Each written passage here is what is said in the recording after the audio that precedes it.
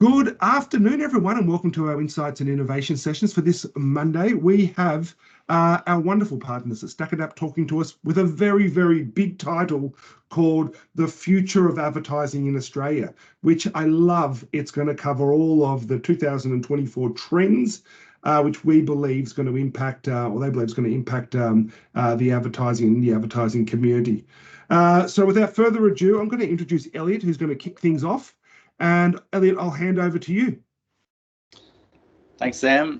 Morning, everyone, or slightly afternoon now. So I just wanted to welcome you all to today's webinar, and thanks for having us to the IMAA. We're proud partners and sort of trying to get involved with as many things as we can at the moment. So in our second year as part and one of the members, and not too long since we sort of joined the APAC market with feet on the ground here. So hopefully we've got a nice, exciting presentation lined up for you today. To be full of insights into the latest trends shaping the programmatic advertising landscape. But just before we begin, thought we'd just acknowledge the traditional custodians of the various lands on which we'll all work today. I know a lot of us work remotely these days, so just also wanted to share our respects to any Aboriginal and Torres Strait Islanders people participating in the meeting and webinar today. So I guess for those of you who are tuning in and haven't heard of StackAdapt, hopefully we're making some waves at the moment, but we are a programmatic DSP, a multi-channel one, who were founded in Toronto, Canada. This is our 10th year of business, but I kind of alluded to it before. We've only been around here in the APAC market for a little over 2 years, but our platform is used to be able to buy across a whole host of different channels. We were founded as a native first DSP, but we're able to sort of have a platform to plan, execute, and then manage all your data-driven advertising campaigns. And I've seen some familiar faces on the call already, so yeah, hoping to share with you some great insights today. So I just wanted to introduce myself. My name's Elliot Whittle, and I'm one of the sales directors here. I've been at StackAdapt for a little over 2 years, started in March of 2022 when we were sort of building out our team. I've been in the media industry for about 9 or 10 years, working across TV and digital print and a few partnerships roles along the way. But yeah, here sort of working with a team of sales managers and working closely with a whole host of our clients, including a whole bunch of the IMAA agencies, Brands Direct, those sort of things as well. I'm just going to hand it over to Kawe to introduce himself as well. Thank you, Elliot, and thank you, IMAA, for putting together this amazing webinar. My name is Kawe. I'm the manager of client services here at StackAdapt. One thing, I think we're stuck on the presentation slide, the first slide yet. Yeah, just coming back up. I'm the manager of client services here in Australia. I work alongside the account management team. And again, as Elliot said, it's great to see a few faces on the webinar today. Just a quick thing about me. I've been in the ad industry for about 14 years now.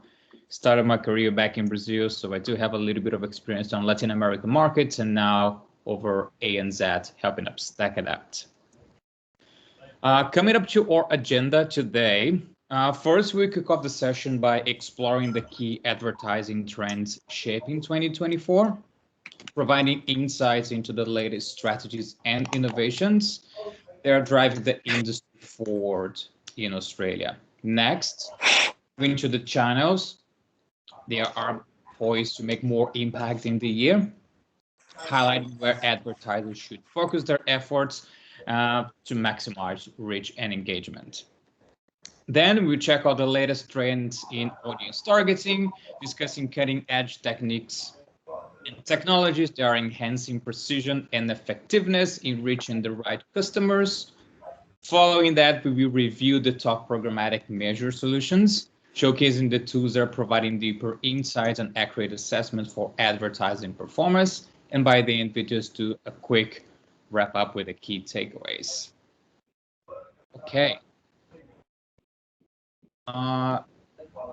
Quick one, just a few of you, if you could just get on mute, that would be very much appreciated. I hear a little bit of noise on the background.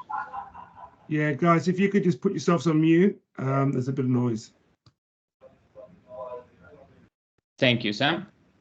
So we see a great influx in net spend around the globe. We do see the global ad spend is going to raise, and when we look into the Australian spend, that's predicted to grow by 3.8% this year, reaching out almost 28 billion AUD. The growth is fueled pretty much by the rise of the programmatic, particularly on connected TV and personalized ads on a few channels. Just come back a little bit, Elliot, please. Thanks. With the digital transformation and the new advertising channels in the forefront, the brands are investing more and more on these platforms, and this is helping us to reach more user engagement. For the next slide, we see a little bit of a trend for the ad spend. And as retailers, they want to adapt to the changes on, sorry, Elliot, I think the slide went up. Yeah, thank you. We see that a lot of the focus on the spend is on retail media. Retail media is having a great change on channels, pretty much driven by connected TV and also the use of first-party data. With the retail data being ingested back again in advertising platform being used, we can see that retail is a no-brainer for everybody that wants to push that in forward. When we tick back to the next slide, yeah, that's all right.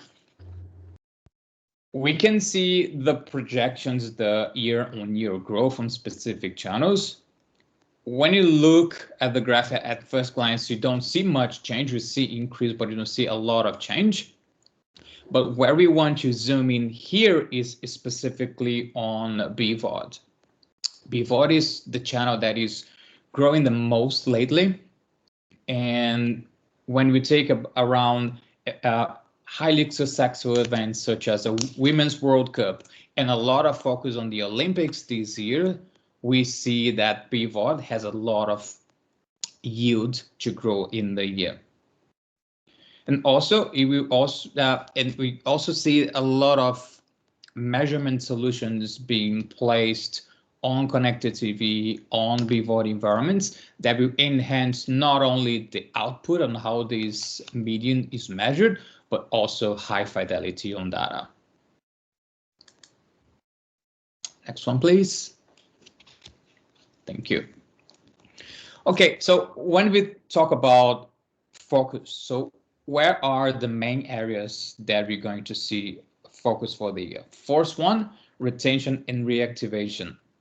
As the market is changing, the brands will focus on existing relationships. Brands don't want to lose clients. And when you layer that with the economy is slowing down in 2023, the increase of interest rates, the living cost stress concerning the Australian, retention became the treasure for the brands. Then we look at first-party data. With those activation strategies, they became more and more usable. And with the decline of third-party cookies and trust and privacy concerns, first-party data is on the rise, and AI-powered marketing. We all know that generative AI is the thing of the present. It's not a thing of the future anymore. And now brands are using those AI modules to enhance, to analyze data, to provide audience insights, and automate any tasks that are repetitive or need more efficiency. So these are the main focus that advertising in Australia should be focusing on. Next one. So when we look back into the frame of the global markets, as you can see the decrease on investment and increase in investment, we see that, for example, search is getting hit the hardest when we talk about the decrease. And when we talk about the opportunity, when you see what are the next channels that marketers are starting to shift the investment and the focusing on, we see video and social being on the forefront on those marketing choices. Okay, for the next one, just to tap into a little bit into the AI effect that's happening in the industry right now. First of all, as I said, it's a thing of the present now, and in marketing and customer relations alone, it should boost the annual global revenue by at least 600 billion. And when we talk about the big stack establishing their own systems, when we talk the most popular AI modules right now, they pretty much owned by big companies. Microsoft owning ChatGPT, Copilot, and etc. Then you have the Gemini being owned by Google. So all those new and fresh AI, the big ones, are being owned by the big techs, and they are developing their products to respond to them.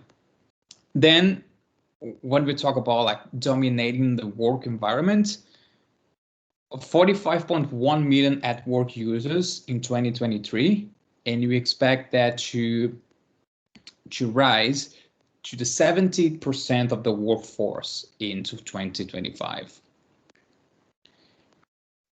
And generative AI in search just means that how strong the search engines have become by adapting the neural patterns and neural models and the new algorithms to provide a lot more relevancy when using AI. Next slides, please. When we talk about the growth of the programmatic role in the Australian market, it's very important to highlight the upside of buying programmatically. So first, for the streamlined buying process, this involving integrating advanced technology and automated platforms to facilitate the buying of ad inventory across various channels. Then, by adopting a multi-channel approach, business can effectively connect customers with different touch points throughout the journey, enhancing the brand visibility and engagement. And then, implementing a dynamic budgeting system that allows easily scaling of spending down to based on the performance metrics. And again, following market trends and etc., we can see that the programmatic pretty much patches into everything that we are talking about, into the decision making, into customizing ads, and also into the generative AI modeling. Next slide, please, Elliot. When we frame the trends into the social media, though, we can see that although that's a very established landscape, we see a lot of disruption coming in from different players than only the big techs.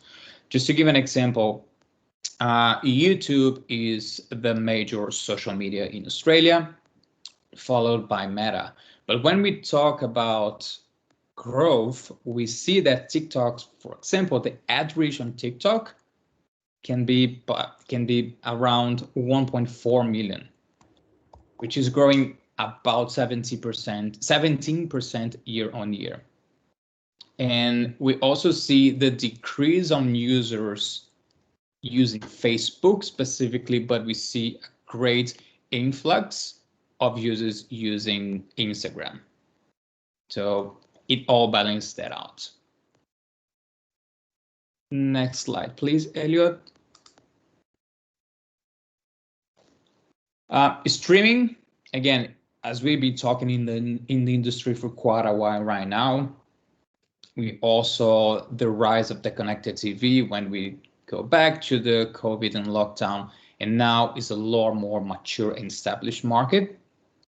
We can also give that to the sales of connected TVs and self-contained smart TVs have been great lately, and as we don't sell devices that are not connected to the internet too much anymore, we grow the size of the market for that specific device. And just to give you an example, we have about 30% of the market owned by Netflix and about 17% of the market owned by Disney Plus. And yeah, that's pretty much it. And also we see, because the market's growing, we see that specifically for connected TV and VOD services, the cost of the CPMs are coming down, which is good for everybody that wants to advertise in there. Next slide, please, Elliot.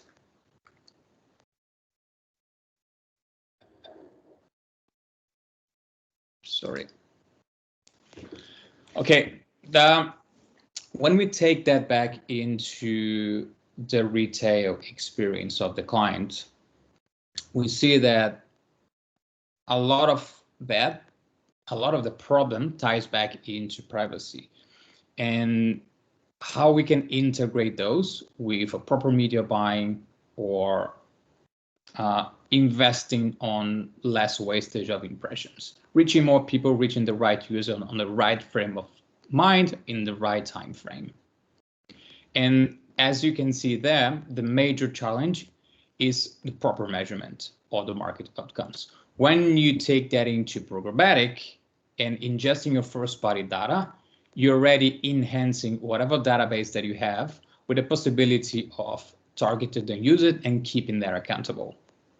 And when we talk about the other problems as well, such as the cross-channel campaigns and also the third-party identifiers, by activating that first-party data into an advertising into a programmatic platform, we mitigate that problem on not having scale. Thank you. The next one. Okay, talking about cookies, we are all expecting that to happen sometime, maybe in the near future, maybe in not so near future. But the most important thing here is leveraging contextual targeting as a real alternative to the cookie deprecation. And that being targeting environments that are relevant and bringing everything together with understanding the model of the users, understanding what the users are, and attacking those users with ads that are contextually relevant can provide a good takeaway from the cookie deprecation. And again, I don't need to talk that again, but using first-party data as well can help to leverage that problem with the third-party cookies. Okay.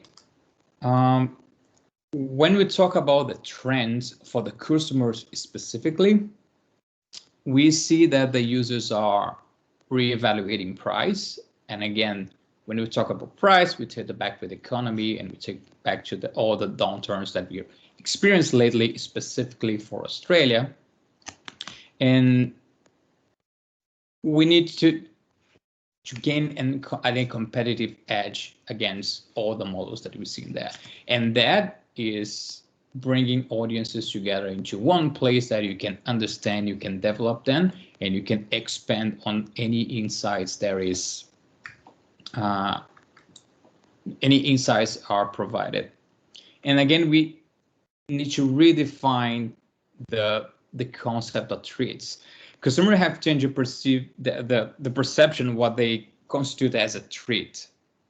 So we don't need to make the products the appeal of the product more indulgent, more beautiful. We just need to make the products more effective.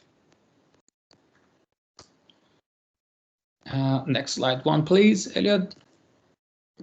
And then when you talk about the real-time optimization, real-time personalization, it's very amazing when we see ads that take the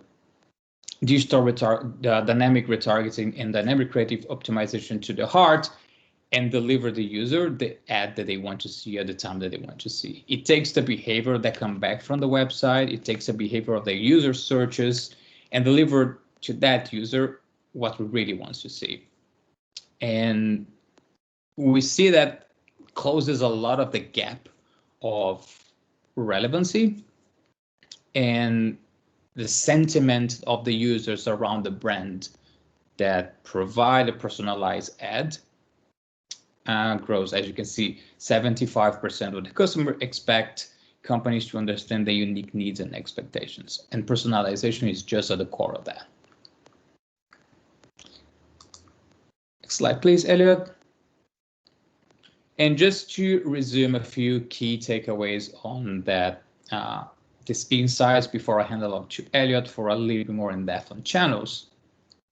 We have the AI-powered technologies and real-time personalizations are becoming a marketing success. They are helping companies grow and build stronger relationships. We go back to the retail media taking the center stage. Businesses are considering retail media as a vital advertising channel. Think about as well digital of home, for example, placement. Advertising are combining first-party data and probabilistic data to navigate the post-cookie era and maintain effective targeting strategies. Validating that through programmatic is a great way to do that. And then programmatic advertising in Australia is gaining strength more and more and more, even though with a little bit of a back down from the economy. I'll hand over to Elliot. He will explore a little bit more on channels. Thank you very much for your time. Thanks, Kawe.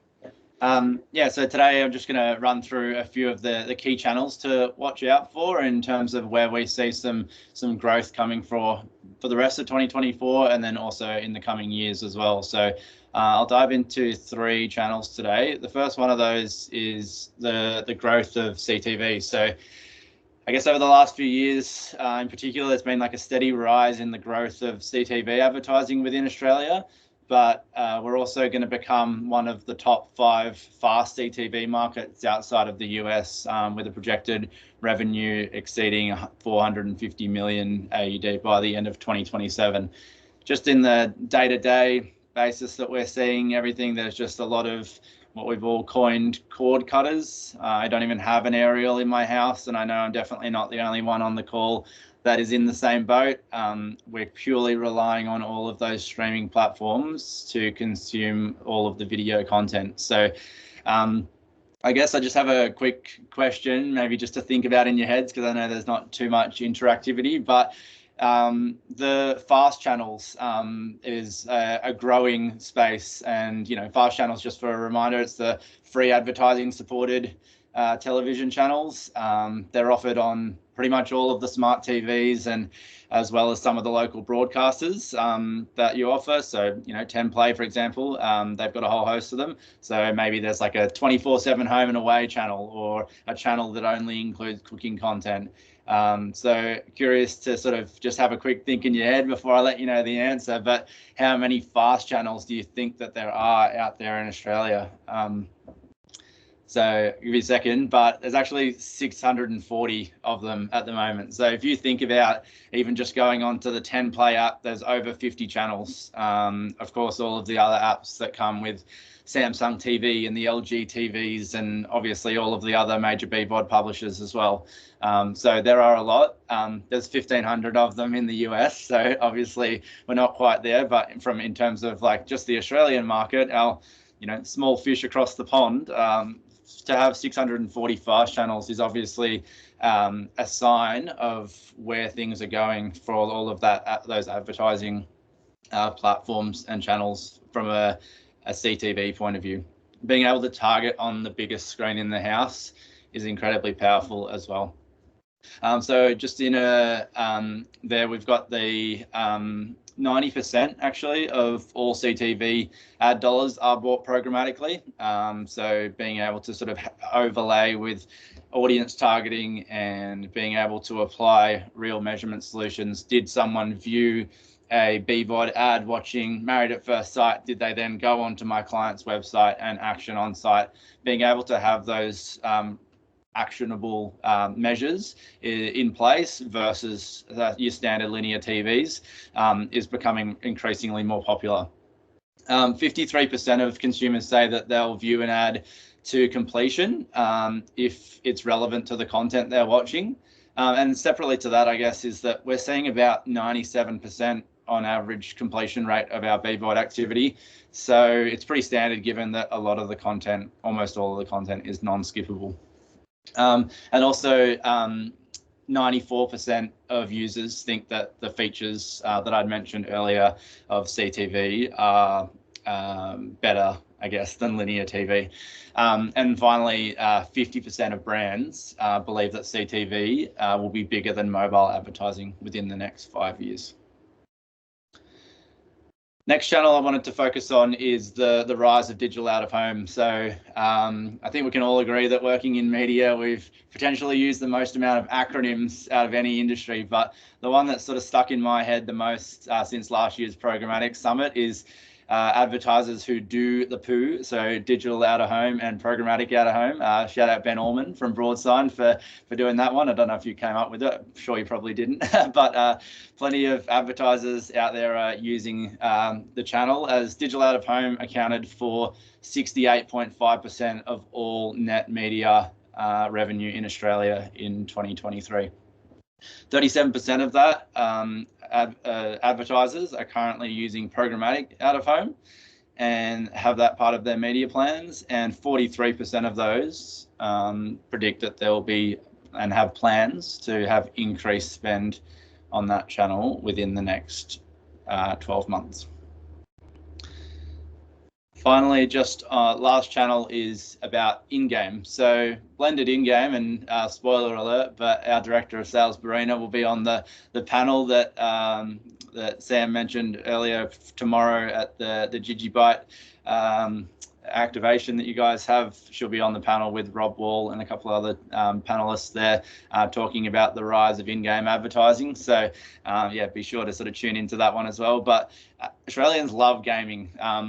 People worldwide love gaming, but Australians also love gaming. So 94% of Aussies' households have a gaming device within their house, and 81% of all Australians play video games, which is up 67% from 2023 to from 2021 to 2023. The in-game advertising market in Australia is projected to reach a revenue of 2.4 billion AUD by the end of 2027. And 7 out of 10, or 72% Australian advertisers intend to increase the advertising in the gaming advertising space this year. On average, in-game ads drove a 49% prompted recall, and it had a high of 97% in that study. If you think about sort of that high intensity, high engaged environment, sometimes people are spending, 8 to 10 hours a week on gaming, and sort of they're in that environment where if they do see a brand and it does resonate with them because they are consuming the gaming content that they love playing, that's sort of where your brand's going to stick out as well. And also, after seeing an in-game ad, 6 in 10 players are likely to make a purchase off the back of that. So I'm just going to go next onto what's trending in audiences. And some of this will be duplicating what Cowo had said previously.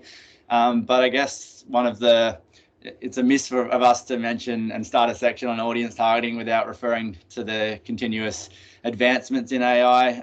Cowo was talking to it earlier, but it's one of the biggest buzzwords of the year. And whilst we're probably not looking like losing our jobs to AI just yet, there's certainly ways in which it'll assist us and revolutionize our technology, including the technology that we have at StackAdapt. So AI and machine learning, we use it, a whole host of other tech platforms use it as well, to put new technologies into the hands of the users. So some audience examples include lookalike modeling, whether that be off your first party data or off any sort of website visits, for example.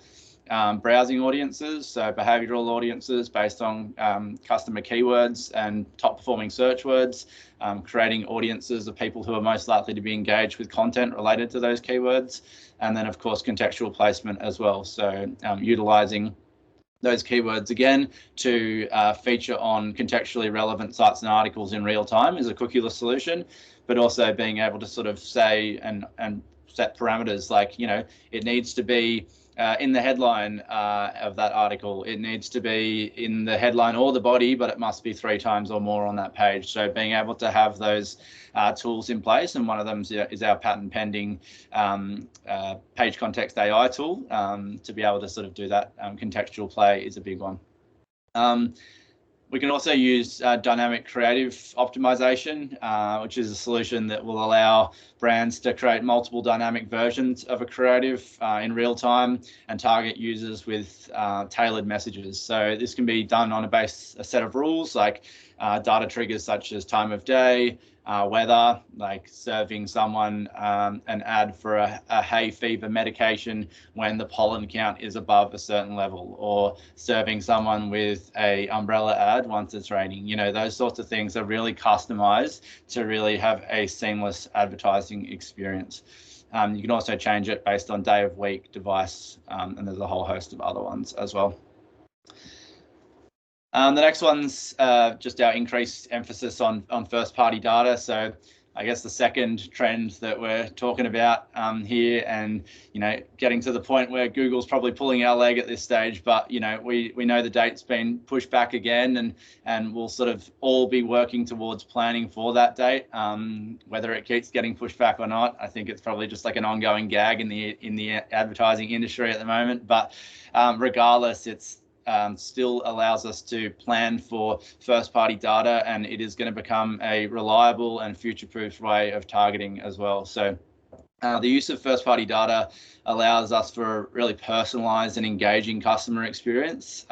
So with consent obtained directly from the customer, it also helps in setting campaigns apart and maximizing return on investment, or helping to minimize wastage. So whether that be targeting your client's database directly, whether it be excluding them from the buy because you're comfortable that they're already part of your database and you don't need to target them again, minimizing wastage there, or creating lookalikes off the back of that audience as well. It's also a future-proof data strategy, and in an era of hyper-personalization where consumers expect companies to deliver personalized interactions whilst being respectful of their privacy as well. And then when we look at retention and reactivation specifically, this can be a powerful way to maintain existing relationships and re-engage lapsed or dormant customers. A good use case could be a ticketing vendor. They might be used to previous ticket purchases information and consider a new band touring in the area that's similar to the favorite artist, or a zoo looking to upsell an annual pass to a semi-regular visitor, for example. The next one is digital out-of-home retargeting. So we're pretty excited about the increase in adoption of digital out-of-home. Like I said before, it is on the rise, and customers are utilizing it the most out of any channel. So we want to be able to see how retargeting can bring someone seeing an ad out in the street at a bus shelter or a shopping mall or a roadside billboard, for example, how we can then bring them back into cross-device targeting. So the retargeting is like a strategy that allows you to reach consumers who've been exposed to your ad across all channels. So it reinforces your message and increases the likelihood of conversion. So it's a seamless way to connect with your audience, especially when running a multi-channel campaign. It's particularly effective for retail clients, pushing users through the funnel from awareness to perhaps an online purchase as well. And then also just going to go through the top measurement solutions as well. So being able to, no doubt, get questions all the time and sort of see, like, from the client or from the CFOs, like, did it work? So I guess we want to make sure that we are putting measurement solutions in place to be able to measure the effectiveness of the advertising campaigns that you and your clients are running. The first one's footfall attribution. So being able to set a zone and target people that came into a specific shopping mall, car dealership, for example, to be able to see, did they see an online advertisement and then convert to see to come in store. It remains a leading way to connect the dots between campaign impressions or conversions to actual store visits. So, for example, I had a client who sold in Bunnings but didn't sell online. So they wanted to know, did their advertising campaign that they run lead to an increased store traffic in Bunnings? But doing that, you know, I could just be ducking down to grab some more hooks for my wall versus going and buying the product that they were selling. So they then had to then match up their sales data to see sort of was there an increase in sales across that same period as well. So you know, there are obviously other ways to measure that from going online to in-store as well. So basically it works by tying impression level data to device level visitation. So we can either do that through pixel implementation or an in-house measurement. And we use LifeSite and AdSquare here in the Australian market. And we want to be able to assess if the visits were attributed to StackAdapt campaigns. And so to understand the visitation lift, the exposed group will be compared against a control group as well of the general population that wasn't exposed to any of your ads. So if there is a lift between exposed and control, it means that those targeted individuals are more likely to go to your location than the general population, indicating your campaigns are succeeding in driving real world visits. The next one is a brand lift study. So having increase in brand is no doubt incredibly important. It's all well and good to say, you know, I need sales and I need a ROAS of 4, 6, 10, 50 times, like in order to sort of get what I need. But in order to sort of get those results, you also need to be able to build up your brand so that it is, you know, you have those loyal customers and people come to you when they're thinking of purchasing a particular product. So the brand lift studies is a method we use to measure the percentage increase in the primary objective of a brand advertising campaign, where media metrics are unable to tell the whole story. It typically gauges the extent which an advertising campaign has shifted consumer perception against key purchase funnel metrics such as awareness and intent. So I guess some practical cases of this would be like measuring awareness for a new product launch using questions such as, have you heard of this brand? Do you recall seeing advertising from one of these brands, for example? Measuring consideration, maybe for a travel destination, where which out of the following are you thinking of visiting for your next holidays? And the beauty about this is it also gets housed within the platform. So whether you do that for a destination or maybe an education client, like which type of course would you consider enrolling in, they all get housed within the platform. So then you have that data available to then retarget to people later. So if they answered Hawaii, you serve them with the Hawaii related creative. And you can also measure the purchase intent, like how likely are you to purchase from X brand or X product over the next period if you need to. So they're fully customizable. You can have multiple running at the same time, and they'll run for a controlled and exposed group, of course. And we make sure that it is, of course, statistically significant. And finally is the shift from viewability to attention. So probably about 11 years or so after we first started talking about viewability, we now shifts across to attention. So along with cookies and AI, attention's probably been another buzzword and core metric over the last number of years, and it's not going away. So as detailed on this slide, 36% of buy-side decision makers plan to focus more on attention metrics, and a fifth of observed ad impressions are actually running on MFA websites. They tend to focus on viewability to gain more ad revenue, and incidentally, MFA was called out as the buzzword for 2024 at this year's Programmatic Summit. So as an optimization lever and a digital currency, viewability has incentivized a web full of intrusive ad clutter. So yeah, like I said, more than a fifth of that has run on those MFA websites, according to that study that was done in January last year. But high viewability placements are training consumers to ignore the ads they see. And as average global viewability trends upward, consumers are spending less time viewing each ad. Advertisers don't just want to know that their ad is being placed in front of consumers. They want to know if it's being noticed, and then if the message is also getting through. So within attention metrics, advertisers can measure how long a person views an ad. what actions they took during that period of time. Were they looking down at their phone? Were they looking up at the TV, for example? And how they felt or thought about it whilst it was happening, and also after, by measuring and conducting emotions as well. This, combined with brand lift studies, helps us to start truly understand the impact of our ad dollars. So I guess just to give a final wrap up, is that, and this is not we're not here to do a sales pitch, you know, we're here to educate, but us as a DSP, just like other DSPs as well, we can sort of provide you with a partner and a programmatic platform to be able to buy across not only all of the channels that we've mentioned here today, but a whole host of other channels as well. So across native audio, audio is a big one probably that we didn't touch on as well, but you know, all of your streamable music, streamable radio, podcasts as well. Being able to have all of the one channels within the one platform is obviously incredibly efficient to, and also hopefully being able to drive your clients' KPIs and ROI goals as well.